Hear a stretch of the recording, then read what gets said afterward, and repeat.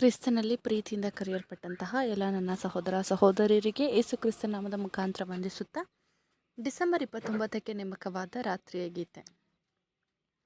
ನಾನು ಅವರನ್ನು ಮನುಷ್ಯ ಸ್ನೇಹ ಸಂಬಂಧವೆಂಬ ಹಗ್ಗಗಳಿಂದಲೂ ಪ್ರೀತಿಯ ಬಂಧನಗಳಿಂದಲೂ ಎಳೆದೆನು. ಹೋಶೆಯ 11ನೇ ಅಧ್ಯಾಯ 4ನೇ ವಚನ.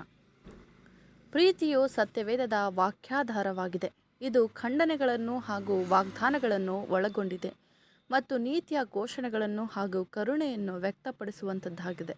ಒಂದು ವೇಳೆ ದೇವರ ಗುಣಲಕ್ಷಣವು ನೀತಿಯನ್ನು ವ್ಯರ್ಥಗೊಳಿಸುವುದಾದರೆ, ಒಂದು ವೇಳೆ ಆತನ ಪ್ರೀತಿಯು ಆತನ ನೀತಿಯನ್ನು ಅತಿಕ್ರಮಿಸಿದರೆ, ಅದು ಆತನ ಮೇಲೆ ಅವಲಂಬಿಸಿರುವ ಎಲ್ಲರಿಗೂ ಭಯಾನಕ ವಿಪತ್ತಾಗಿ ಮಾರ್ಪಾಡಾಗುತ್ತದೆ.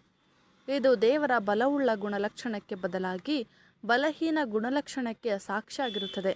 ನಿಜಾಂಶ ಏನೆಂದರೆ, ದೇವರ ಜ್ಞಾನ, ನೀತಿ, ಪ್ರೀತಿ ಮತ್ತು ಶಕ್ತಿಯು ಪೂರ್ಣ ಸಾಮರಸ್ಯದಿಂದ ಸಮನ್ವಯದಿಂದ ಕಾರ್ಯನಿರ್ವಹಿಸುತ್ತದೆ. ಇದರಿಂದ ನಾವು ಆತನಿಗೆ ಮೆಚ್ಚುಗೆಯನ್ನು ವ್ಯಕ್ತಪಡಿಸಲು, ಆತನ ಮೇಲೆ ವಿಶ್ವಾಸ ಇಡಲು, ಆತನ ಮೇಲೆ ಪ್ರೀತಿಯನ್ನು ಇಡಲು ಸಾಧ್ಯವಾಗುತ್ತದೆ.